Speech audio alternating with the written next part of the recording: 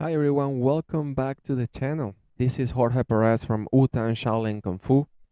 Today we have a very special guest. His name is Master Jason Tsou.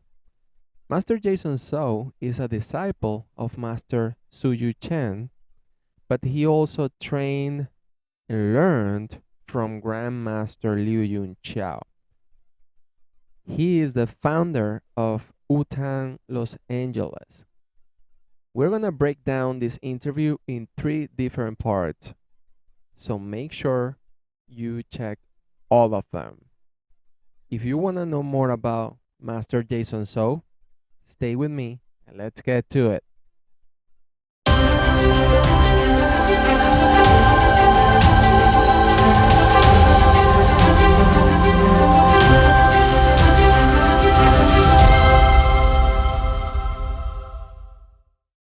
Master Tsou, I would like to talk about specifically the Wutan uh, core styles, right? Baji, Piqua, Paqua, Mm. and I would like to know your opinion about do you think these traditional styles will be lost at some point in the future, um, based on the new generations taking over basically, and also Sui Qiao, right? Because even when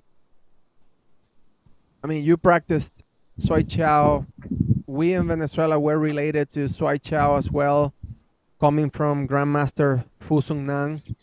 He passed away, but he, if I'm not mistaken, he's the one that brought Sui Qiao to Venezuela, basically.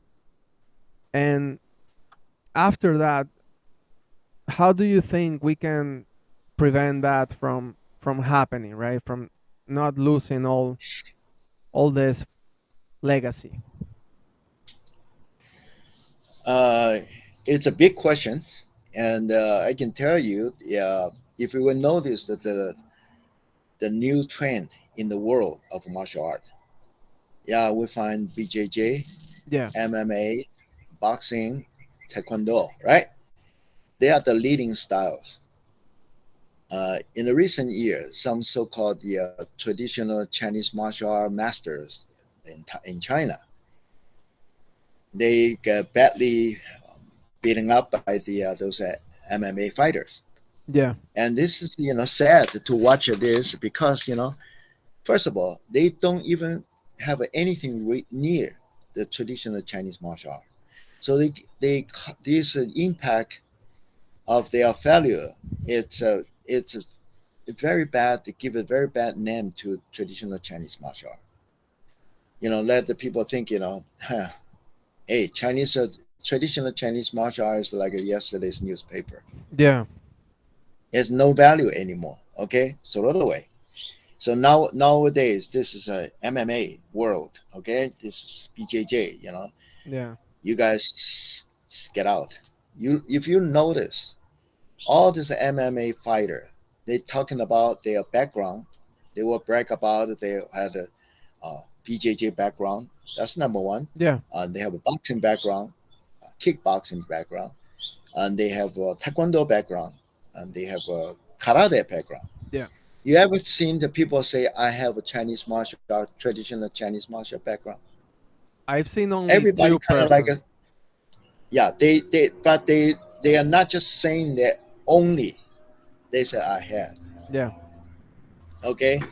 So can somebody can proudly to say, now I'm the champ, but my background is nothing but traditional Chinese martial art.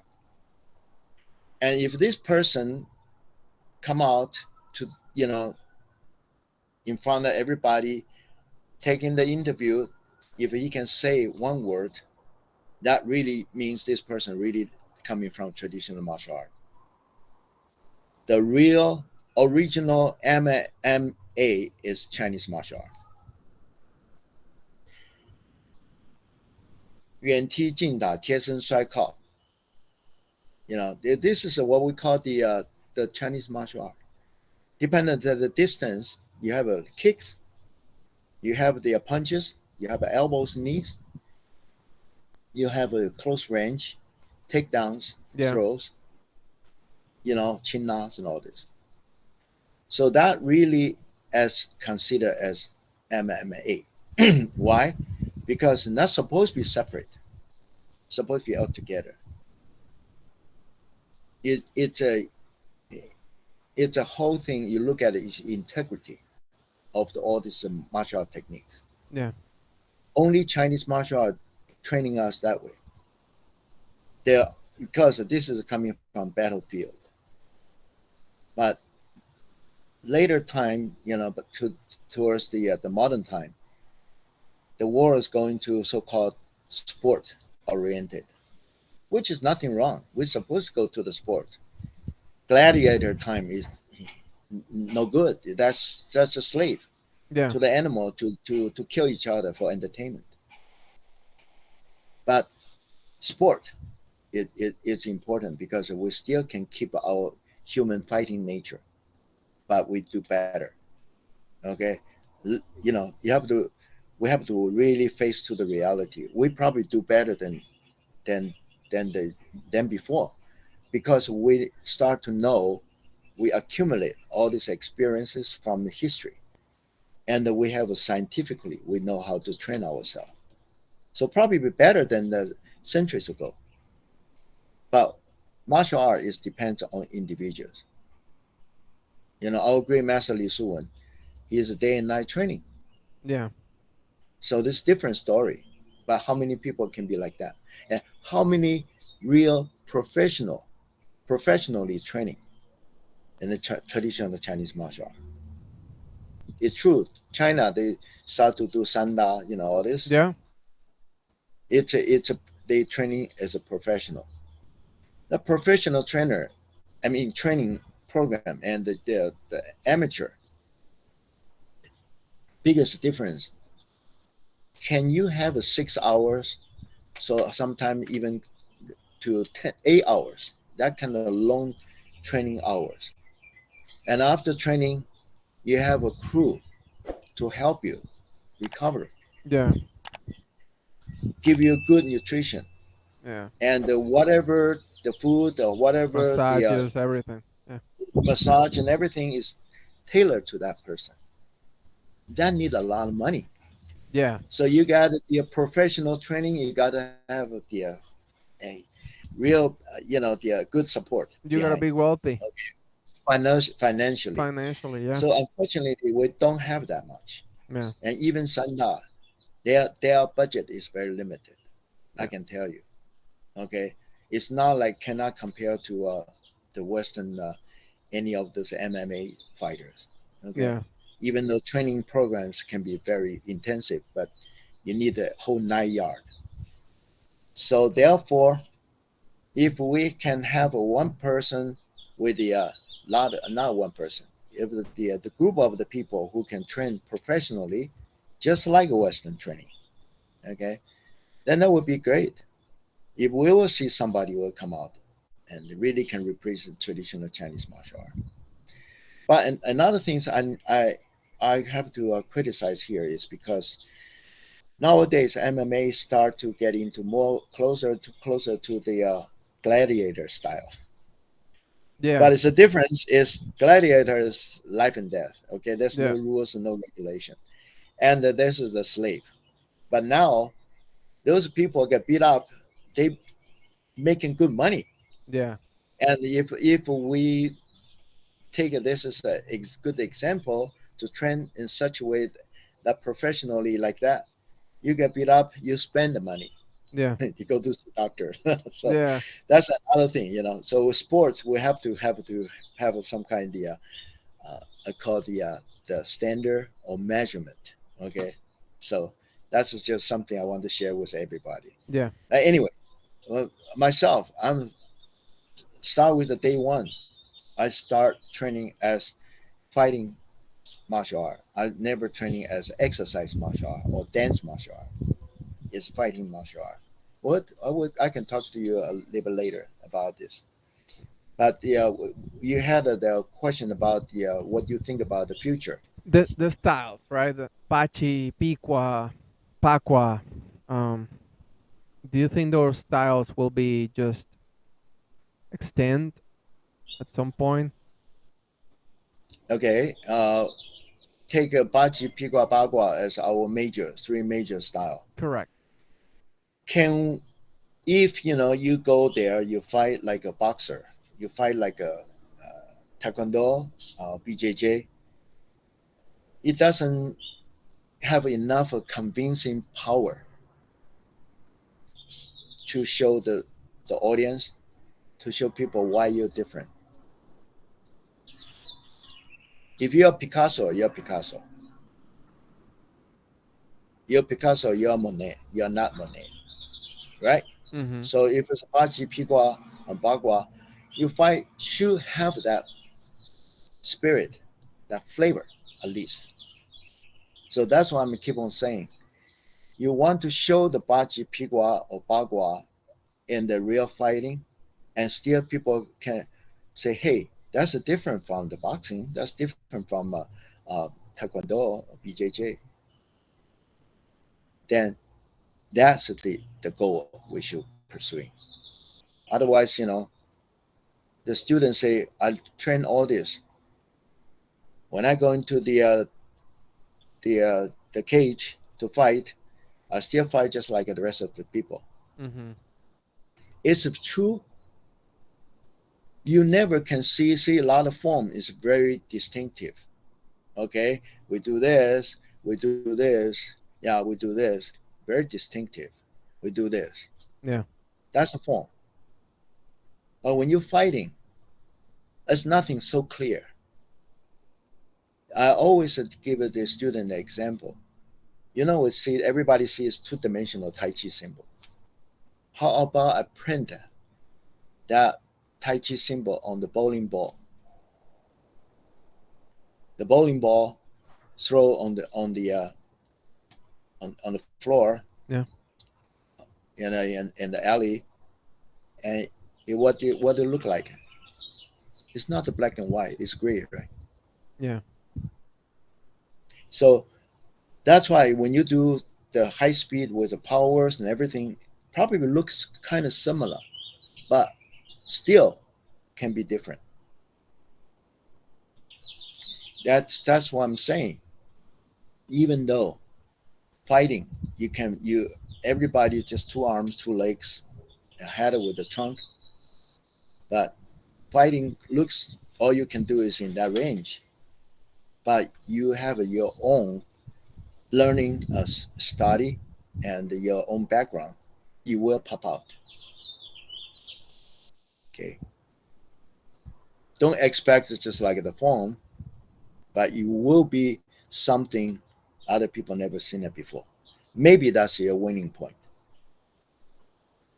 So you go more to maybe the way we traditionally teach Pachi and Piqua and Paqua. Um,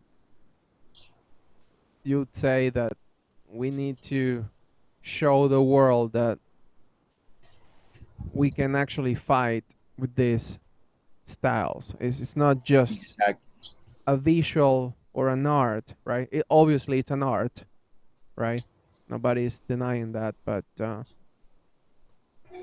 we can actually apply these moves to defend ourselves and even fight whoever um, or whatever martial art style, right? Right. With power, speed, and all that, right? So that's Right. what you would say. It's a way to you know preserve these traditional styles over time, showing the Right. world that yeah, this is how you apply this. Um, is that your thought? Well, just give you the example. For example, we were doing a lot of time. The people say, "Oh, we do baji," Mm-hmm. tota, right? Yeah, you go here, ba, ta, like that, right? Yeah. That's your baji uh, specialty, one of the specialty, right? It's uppercut. In the boxer uppercut will be pa pa pa like Yeah. this, right? Yeah. They move from pa like, Correct. but in the BJJ maybe like this and start to To the you know floor. Yeah. throw you and grappling, right? Yeah. But in the Baji Chuan, when you look at it, when you do this, why they use the palm?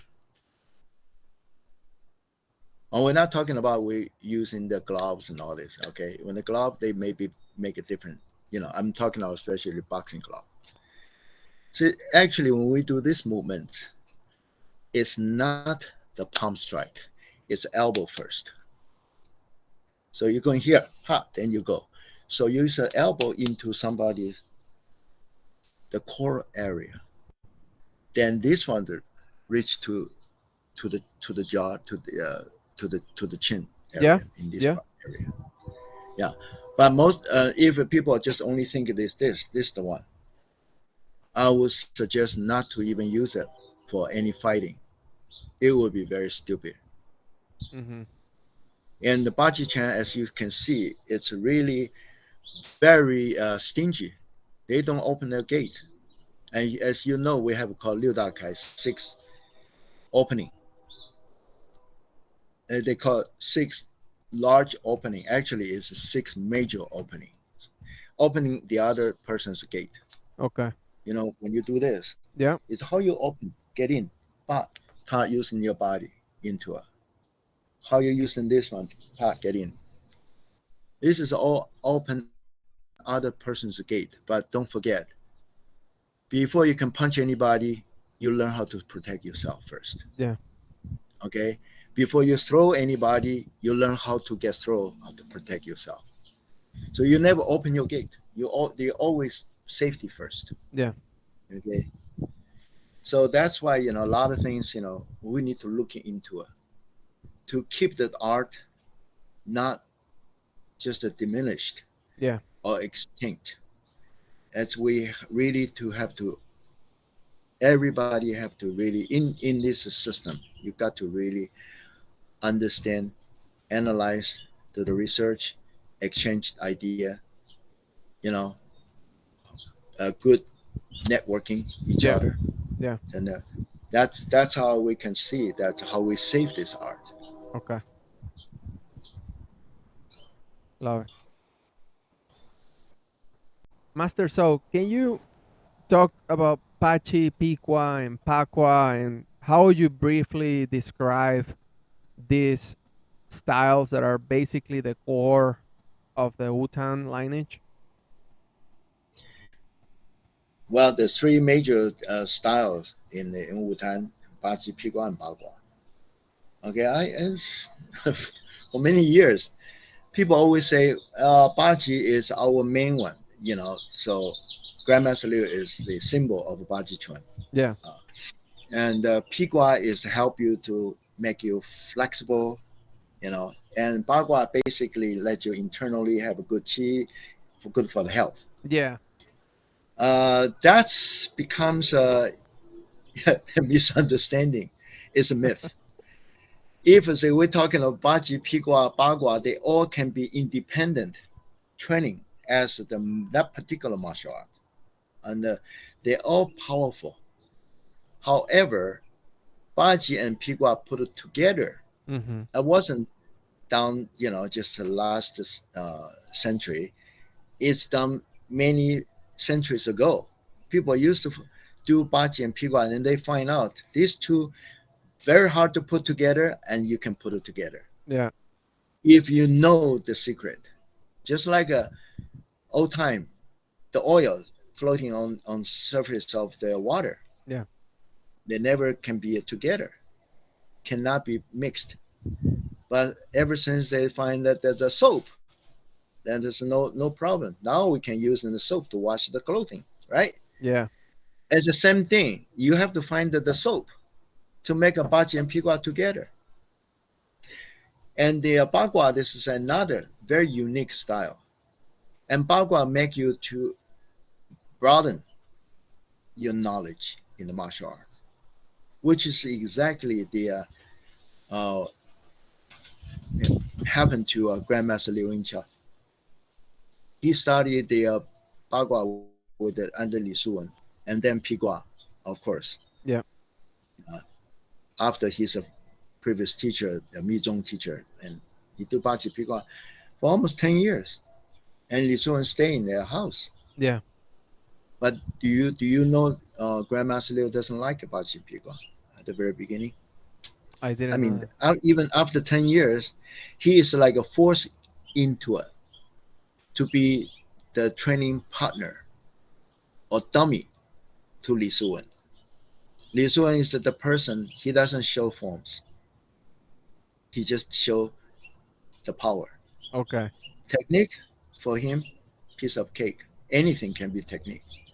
He has that power. He has that accuracy. Yeah. Of course, the speed go with the power. So Grandmaster Liu used to be the fall guy to becomes just learning as a always get kind of like get beat up by the spear, by his fist and all this. So he doesn't like it until he is like 19 years old. One day, Li Sun asked him, "Hey, why don't stay with me all this time? Just go out there, visit people, visit different schools, broaden your understanding and knowledge of in martial art." For that, I give a very high credit to Li Sun. He is very open-minded. You see a lot of the masters say, "Hey, our style is the best. Yeah. Don't you ever study from anybody else. You become a traitor." Yeah. You heard that. A lot of Yeah. time people would tell you like that. Yeah. It's not just to happen one school, many schools like that. Okay, but Li Suan, can you imagine? He is the top guy. He even encourages students say, "Go, go find something. Do look around, travel." Mm-hmm. And Liu Yinqiao did that, and he went to visit different schools. And finally, after Huang Xian with the Ding Zichen for the prayingmantis, Yeah. then he ended up with the Gong Bao Tian and the Bagua. For Bagua. Yeah. He told me, he said every morning he was practice with the Gong Bao Tian for more than a year. Okay, and then every morning he said he started to learn martial art when he met Gong Bao Tian. Gong Bao Tian, he widened his vision. He let him know what martial art really means. Okay, he until old age he still say, "I really appreciate Gong Bao Tian." Because of Gong Bao Tian, when he back to Li Suan, get back to his hometown, Mm-hmm. see the Li Suan again, he look at Li Suan different. He said, "Now I really highly respect my teacher Li Suan. He's a heck of a top guy, you know." It was just I didn't just don't know. But in other words, Gong Bao Tian make him to realize what the real martial art is. And then he backed to appreciate Li Suan. Okay. So Bagua is the one. I want to tell you one thing about the. We all know the Dong Haichuan is the founder of Bagua, right? Yeah. Dong has a one of the very interesting statement before. You know, if the Dong Haichuan has so many experiences, disciples, with a strong background from different styles. Okay, he's used to say to the student, "Don't stop your style from before. Bagua only help enhance your martial art." Oh, That okay. word is so wonderful. He said enhance. Enhanced. What an open-minded master. You Yeah. know, that's what we should be. Look at the Chinese martial art.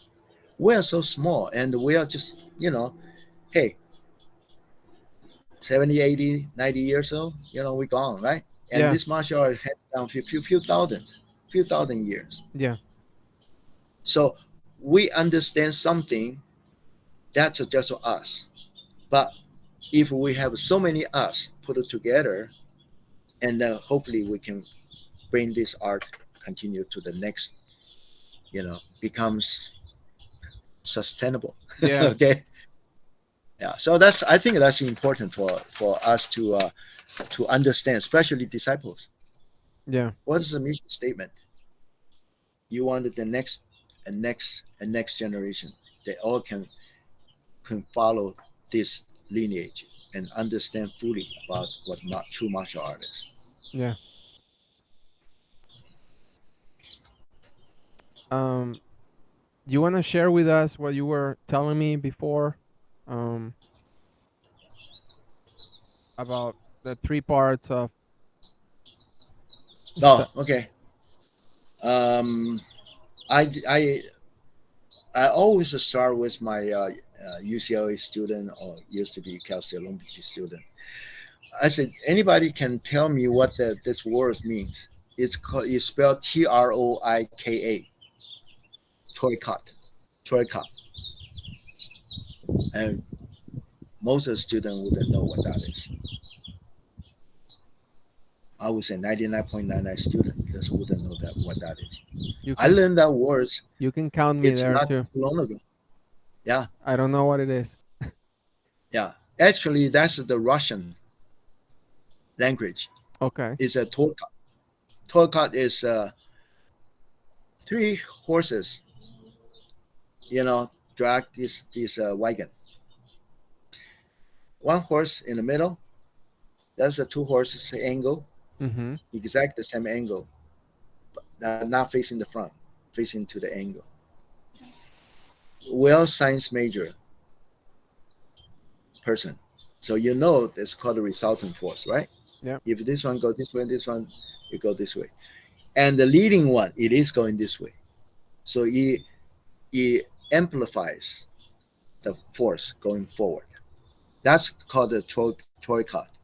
You can get on any of the Google it, get the image. You look at it. This Russian carriage. So why I mention that is I find this is interesting. That's exactly describe Chinese martial art. This world, I think the most many uh, form is done by Chinese martial artists. Okay, we got so many forms. Yeah. It's just like a big library. Yeah. Okay. Okay, now let me tell you. The first one, the middle horse, we call the war horse. This horse we call the work horse, and this horse we call the show horse. The war horse, their mind is for fighting. They charge. The work horse, they have the endurance, they have the determination to finish the work. They always work hard. And this show horse know all kind of tricks. Okay, so therefore, when you look at the Chinese martial art, it's one called the Dafa, it's one for Gongfa, it's one for Yanfa. Dafa means fighting, Gongfa means strength, endurance training, Mm-hmm. and Yanfa is a form. It's about put all these techniques put together. Okay, so that's the Chinese martial art. All right, now think about it. You have to have the war horse in the middle and the other horse on the side to assist, to build up the resultant force to enhance the war horse. Can you imagine the show horse in the middle? The Yeah. show horse go and look around and they start to dance. That's a form oriented Chinese martial art. How about the gongfa, the workhorse? They work very hard. They run, you know, 2 miles a day. They're punching back 1,000 Yeah. times and everything. They work very hard. Okay, but maybe when they're doing that, that endurance will help, but in the real fighting may not be all helpful because you are not in the fighting environment. Correct. So you punch 1,000 times, the back doesn't move. You Yeah. punch it, a person moves. Yeah. Let me put this way: I trained student before. The person do the punches. I say you punch 20 times, 30 times, no problem. Very powerful. Pa, pa, pa. Yeah. Okay, very good. And kick, all right, everything. Now I start move the bag. I swing the bag. Yeah. Sometimes I stop the bag. I want to see how he react. He cannot even do 10 Yeah. because that start to It's your body, the mechanism is different. totally different. Yeah. So therefore, when you put the horse, middle horse, two side horses, they got to have a middle horse in the middle. But middle horse with this horse to help on the strength, as long as they understand what this middle horse wants it. And this show horse know what is the best way to find the whole shifting is better for us, even though there's this the terrain is different, right? Yeah. The show horse have that alert, have that experience. When everything put it together, they maybe have a little bit something. They can come out some good idea sometimes. But show horse cannot be in the middle. Work horse cannot be in the middle. Has to be war horse in the middle. That's what the when we train Chinese martial arts should be that way. Okay. So in my class, I train all three. I have the student everything is centering by using fighting as a center. Yeah. We do exercise, we do a lot of the strength training, core muscle training, and we do forms. And we do forms not just necessary bare hands, we do a lot of weapon. By the way, I want to tell you one thing. A lot of time people say, oh, you see this guy start with a young age, they go into the late tide, they get beat up. They don't know what to handle. Partly because the training is wrong, and Yeah. partly because you know why the background is wrong. A lot of time people think, oh, I do nice punch, all this, Yeah. right? Nice form. Especially you find that is in the long fist. The long fist, you're going to the state and to the late high to fight. You're in big trouble because the long fist is not designed for the fist fighting. Long fist design is for weapon fighting. That's how the long fist coming from. The original long fist of Song Tai 32 moves actually is then when the soldier drop the weapon, now we do exercise. Mm-hmm.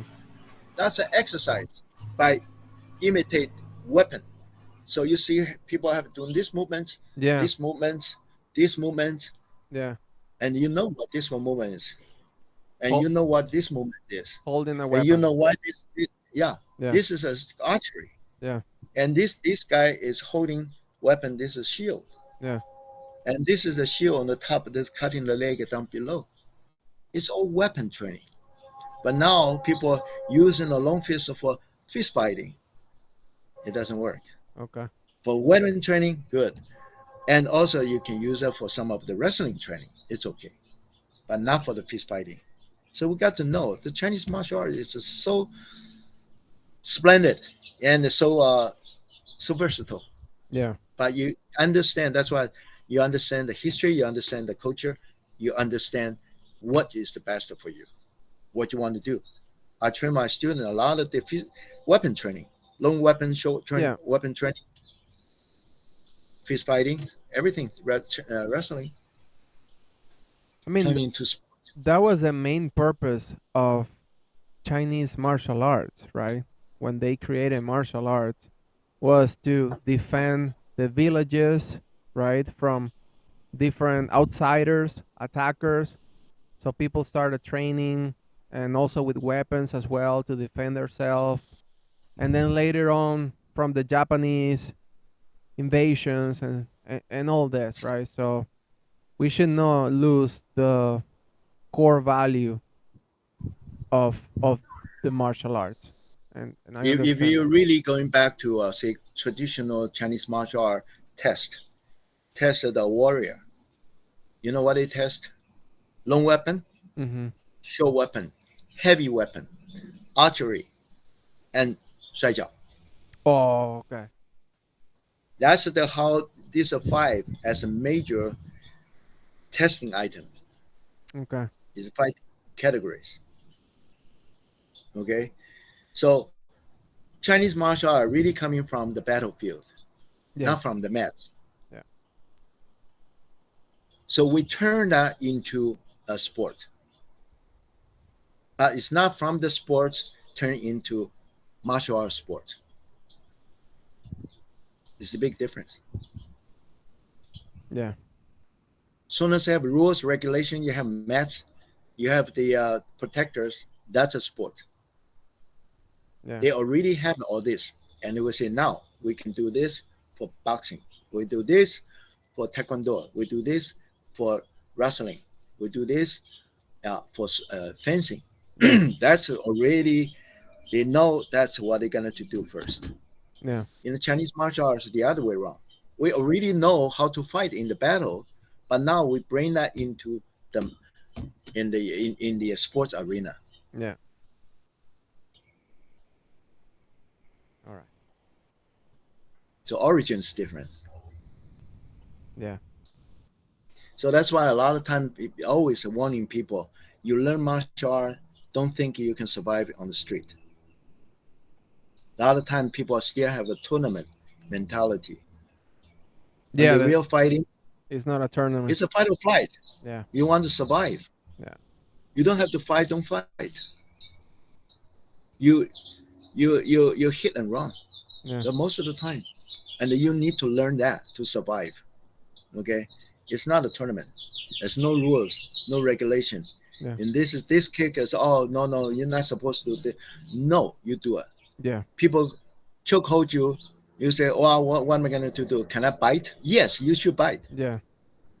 You can put fingers in the eyes. You can hit the throat. You can do anything you want because there's no rules. You know, old time wrestling. We don't do the ground level. You know why? All this the ground level fighting. It's because the old time when like head to head combat, you cannot punch, you cannot kick. Everybody have armor, right? Yeah. What you're doing is you take down the other person, and everybody have a dagger. So whoever go down, Oh, you I see. finish that. Okay. You see the we have this technique in the Baji chain. We do here, pa Yes. right? In Tapachi. Yeah. That's exactly what it is. Use a knee to pin down the other person. Use a knife to finish. I've seen one of your videos that lens with lens, I think, where you do that move and then you finish it on the floor with the dagger. So yeah, interesting. Right. That's just a hand. Actually, they don't use a hand. They use a weapon. A dagger. They Okay. have a dagger. Everybody have a dagger. Yeah. Getting Yeah. Awesome. Master So, you are one of the few masters that are still with us that had the opportunity to learn with Grandmaster Chao. Okay. And for me, for my generation, the Quang generation, right? I I find it really interesting.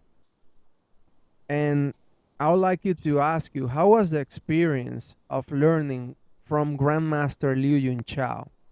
You told me that you learned from him, that you got private lessons with him and all this.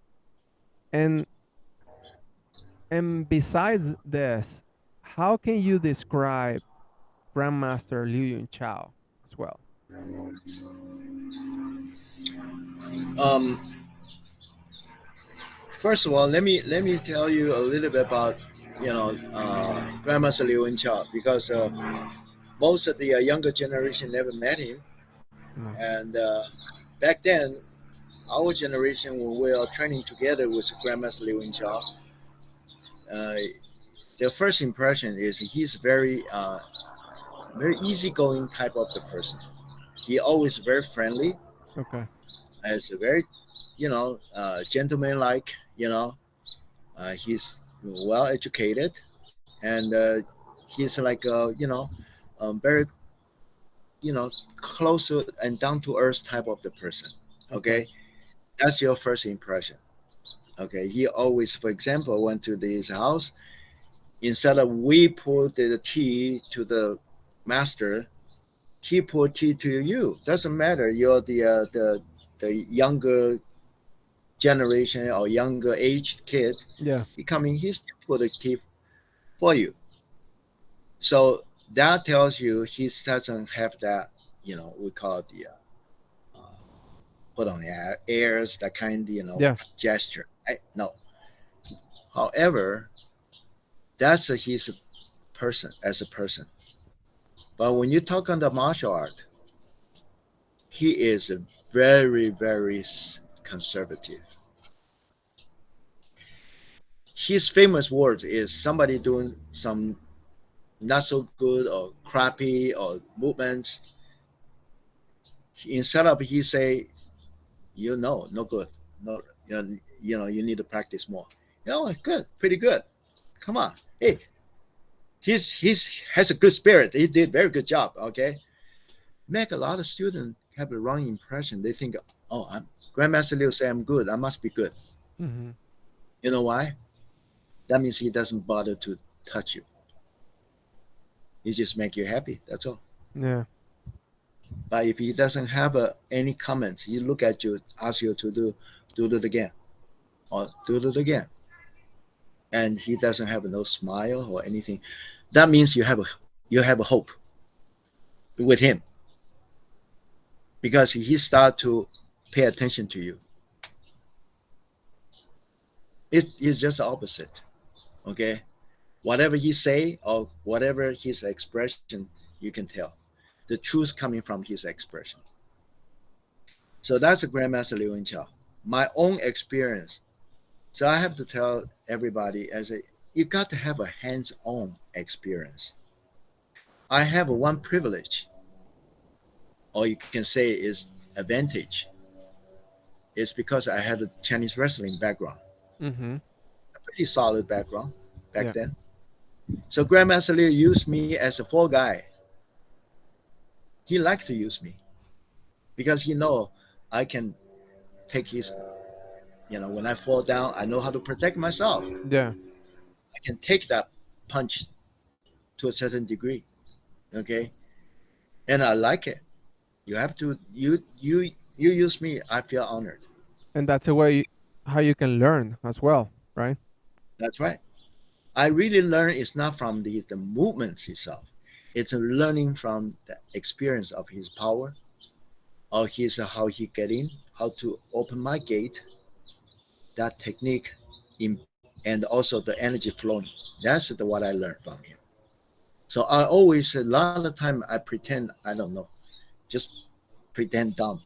And you look at me, he say, "You don't even know this?" I said, "I don't know. Show me." Yeah. And he used me. He's happy too, because you know what? If you ask him to do some forms, in front of the video, he always complains. He said, "My age, you want me to do the form?" Yeah. But when he using somebody, say like take me as an example, he like to use me, and he's happy because huh, I'm doing some martial art now. I Yeah. really finally do martial art, Yeah. and I can tell you, if talking about his energy, I want to refer to another teacher, which is Chang Dong. They Uh, both have some kind of we call it hidden energy. We call hidden. Chang Dong have this it called in the Taiwanese term is called ochu. Ochu means black hand, means dark hand. In other words, it's a hidden hand. And okay. Grandmaster Liu say na na zu na jing na means controlling. So this is the key to the traditional Chinese martial art in the fighting is that point. It's something in between. And it's a Tai Chi they call Ting Hua Na Fa. Na is right in the middle.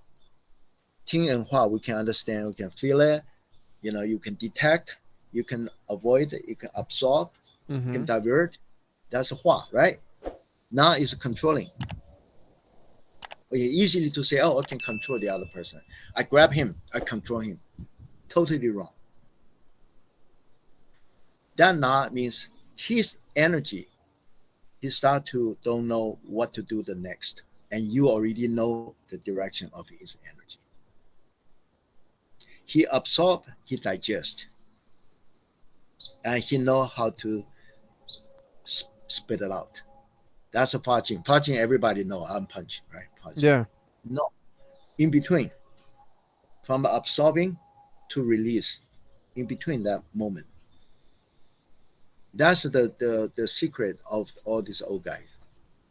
They both it's the same thing, I tell you. Except it's easy for me to say that. You got to know that's a lot to do with the timing. It's not the speed, it's the timing. A lot to do with the positioning. A lot to do with the psychology.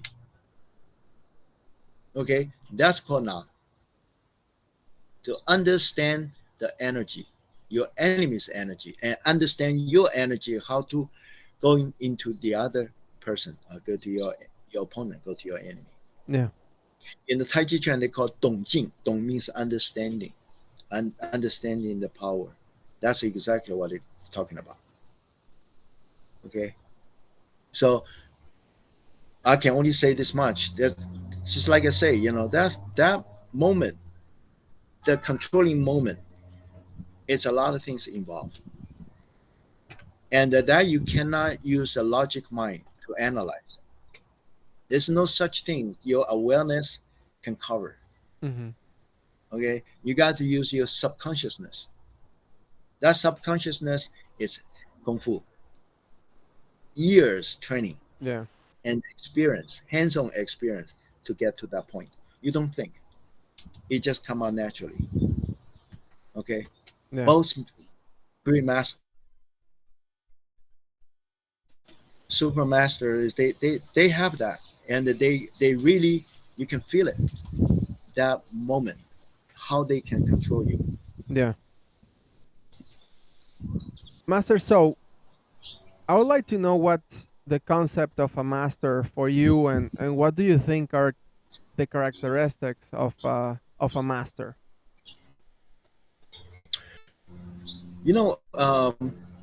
People in Taiwan we used to call Lao Si, like a Su Yu Chang, we always call Su Lao Si.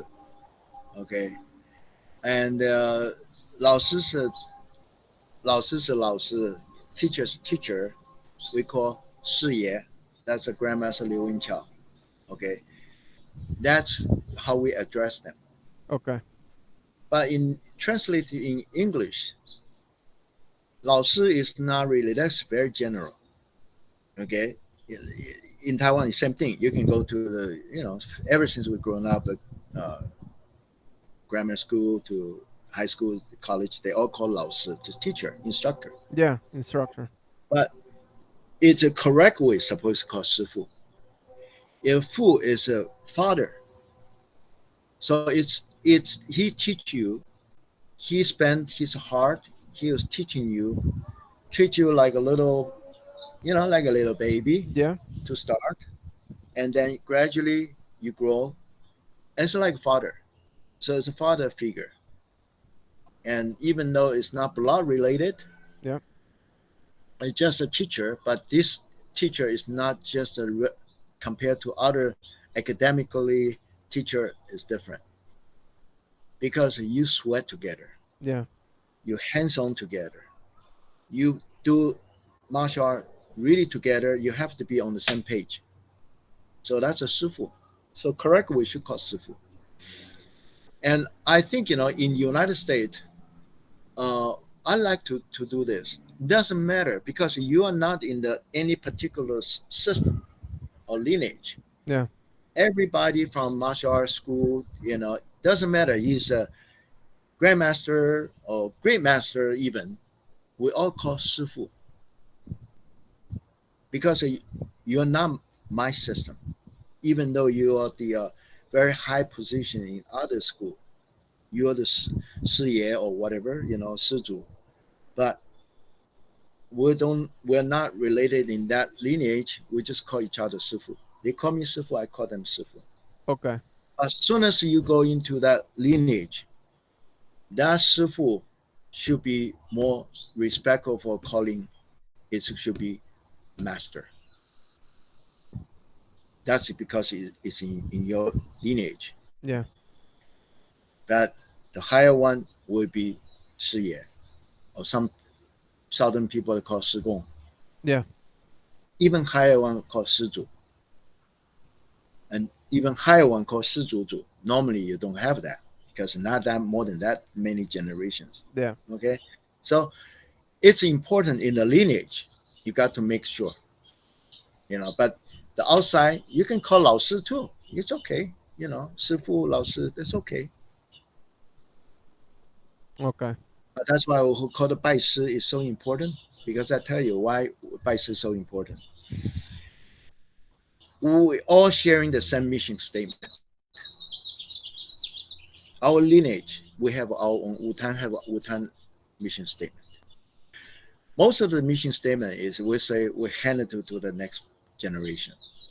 Okay, we have respect to our older generation, hand it to the next generation, treat them like your own, like family. Yeah. Okay, but other school, you friendly exchange ideas, build up the friendship together, promote, preserve the art. Yeah. Okay, that's our mission statement. And so what I think is, after the Baisi, you become disciple. Number one, you have to be well experienced in fighting because it's martial art. Number two, you have to continuously train yourself in the relevant gongli, strength, Mm-hmm. endurance, all these kind of related to the martial art. Continuous doing it. Be able to demonstrate the spirit of the style.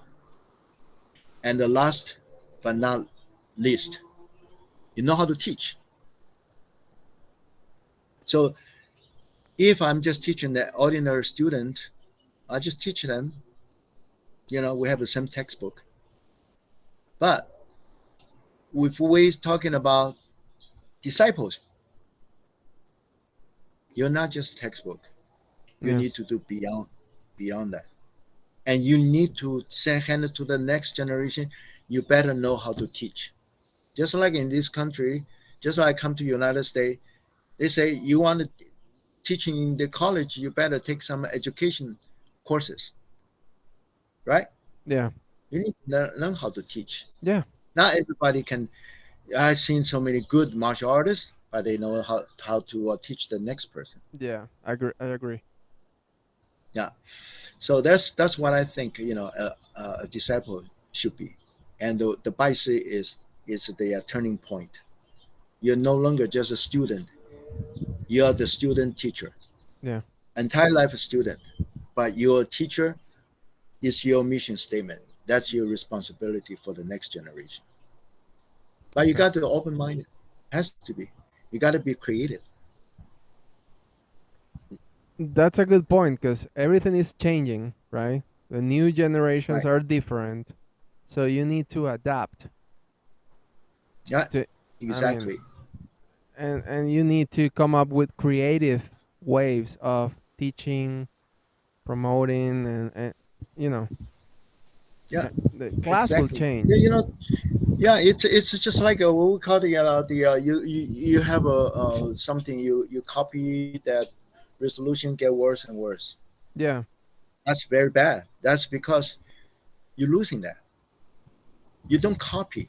So we would say, I think you have one question you want to ask me is about the Wutan, the course. Do we need to have a standardize our Yeah. curriculum?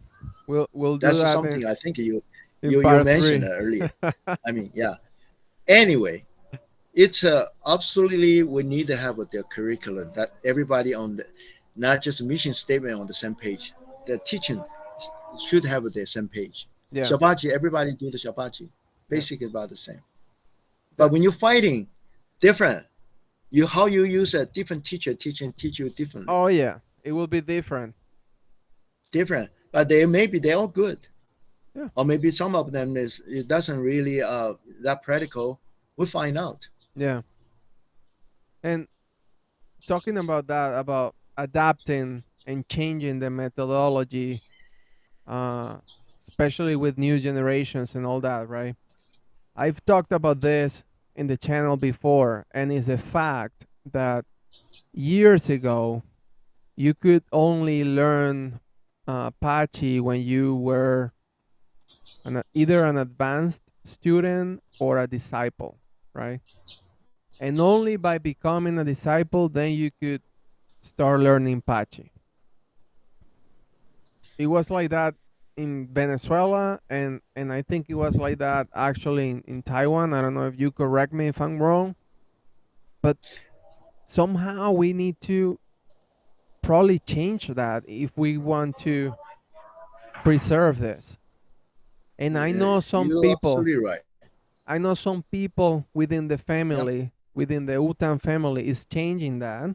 Okay, they're starting to teach Pachi without having a background in martial arts, or maybe going through just one basic form and then going to Pachi training, right? And I think you're one of them. So what do you think about this, right? Because if we stay to the very tradition way, then in order to start teaching Pachi to somebody, that person needs to become a disciple.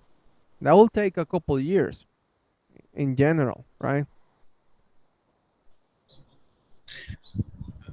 Uh, I think it is just a misconception. People always think, Baji is a secret Yeah, of the Wutan. Our Baji is so good becoming coming from Li Suwen. yeah, So we have to keep it as a treasure. We're not easily to show outsiders. That's for years have that concept.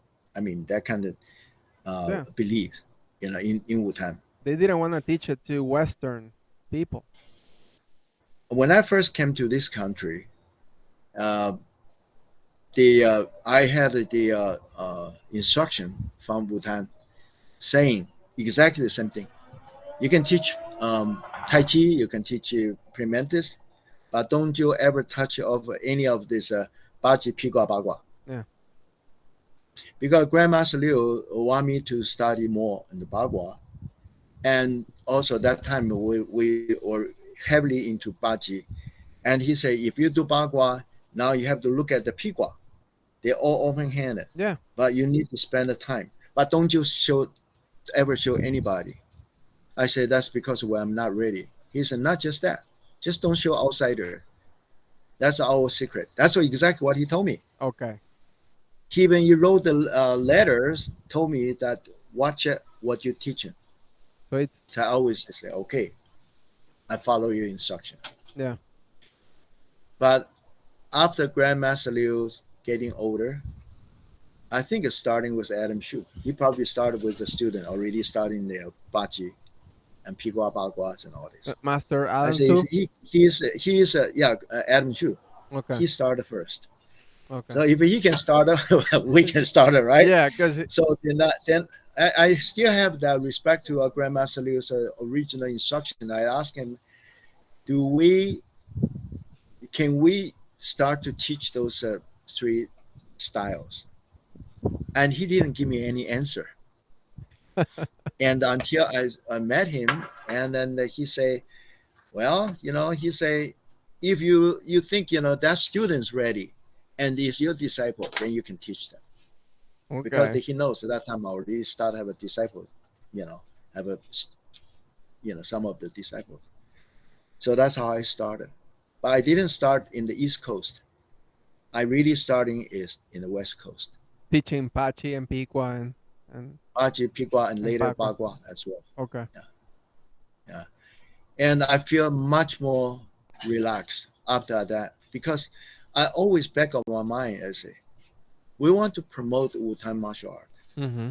but be turn out to be thank you turn out to be we are so limited ourselves. Doesn't sound right. So I'm so glad later he opened up. And of course, after he passed away, there's no any, the real restriction anymore, right? So Who is the I just, oldest? Who is the oldest from the Wu generation, Master So? the oldest generation of what? Who is the oldest person alive now from the Wu generation, the disciples of Grandmaster Liu. Is it is it Uh, Master Adam Hsu or no? I think he is the oldest, but him and Dai Sizhe, they both about the same age, right? Or Okay. Dai Sizhe a little bit younger. Yeah, Yeah, I think they so. if they consider they both is the oldest Okay. to me. Yeah. Okay. All right. I was curious. This concludes the second part of the interview with Master Jason Tsou. Please make sure to check part 1 and part 3 as well.